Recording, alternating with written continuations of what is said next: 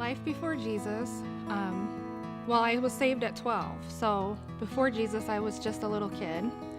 I grew up in an abusive home. My stepdad beat my mom up all the time. He mentally abused me, emotionally, and sometimes physically. And so it was a very tumultuous childhood and scary, unpredictable, and really didn't have much of a childhood because it was full of fear. I came to know Jesus while my stepdad was beating my mom up after being out drunk, and I was trying to drown out her screams with a radio. So I put it up to my ear and I put a hand over the other ear, and there was a pastor on the radio.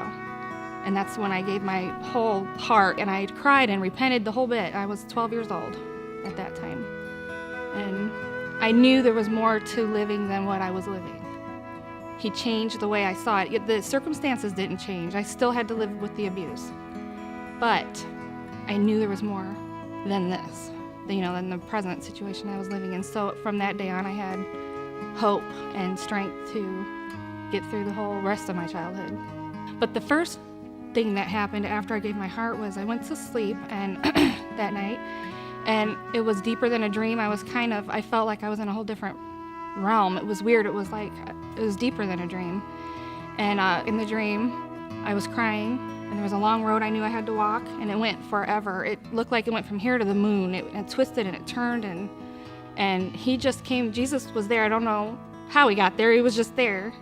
And he helped me to my feet in the dream. He put his left arm around me, and a pair of old sneakers fell from heaven at my feet. And they had holes in them and they were worn. And he said, well, wear them. They'll carry you down the rest of this road. I said, these aren't going to last down the rest of that road. Look at them. They have holes in them. They're shredded. They're torn. They're beaten up. And he said, wasn't I too when I died on the cross, and aren't I enough to carry you? That changed my life at the age of 12. I decided now to be baptized because when I was 6 years old, my grandmother had talked my mom and I to go into a church. It was the first church I'd ever been to. And it was a weird church. I just remember it being weird. And so I was afraid of churches my entire life until Epic, until now. Baptism to me means a public acknowledgement of my relationship with Jesus that I've had since the age of 12.